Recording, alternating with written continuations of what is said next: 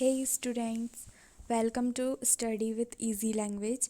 So today we will study about first chapter of class 12th and this chapter is so interesting.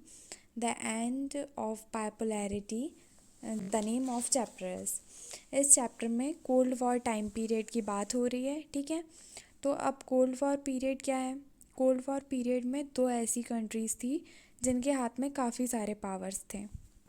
First थी हमारी USA और second थी हमारी Soviet Union. After some time Soviet Union will be weak and they will destroy. अब हम ऐसी situation के बारे में पढ़ेंगे जब बायपोलैरिटी एंड हो जाती है और एक ही पावर बचती है और वो है यूएसए, अमेरिका। तो ये आप लोगों का बेसिक इंट्रोडक्शन था। अब हम चैप्टर स्टार्ट करते हैं। The Berlin Wall symbols the division between the capitalist and the communist world. आप लोगों को एक इंसिडेंट के बारे में बताया जा रहा है जिसे हम कहते हैं the fall of Berlin wall. यहाँ जो लोग होते हैं वो बर्लिन वॉल को तोड़ देते हैं और बर्लिन वॉल एक सिंबल है कोल्ड वॉर का। Berlin wall divided into two parts. First है कैपिटलिस्ट एंड कम्युनिस्ट वर्ल्ड। यहाँ पर लोगों ने आवाज़ उठाना शुरू किया और कोल्ड वॉर ख़त्म हो गया था। कोल्ड वॉर में दो कंट्रीज़ लड़ रही थी आपस में, यूएसए और यूएसएसआर।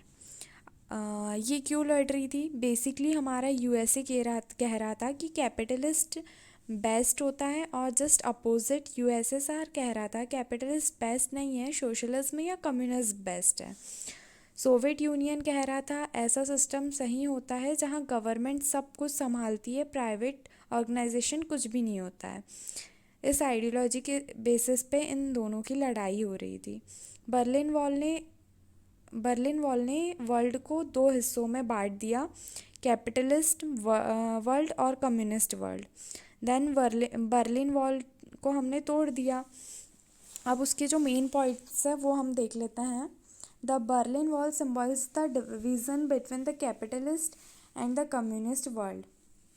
First, built in 1961। जो हमारी बर्लिन वॉल है वो 1961 में बनी थी एंड ये East Berlin and West Berlin को सेपरेट करती थी। ये जो बर्लिन वॉल है वो 150 किलोमीटर्स लॉन्ग वॉल थी एंड 20 ईयर्स रहने के बाद 20 ईयर्स बाद इसे तोड़ दिया गया 9 नवंबर 1989 को।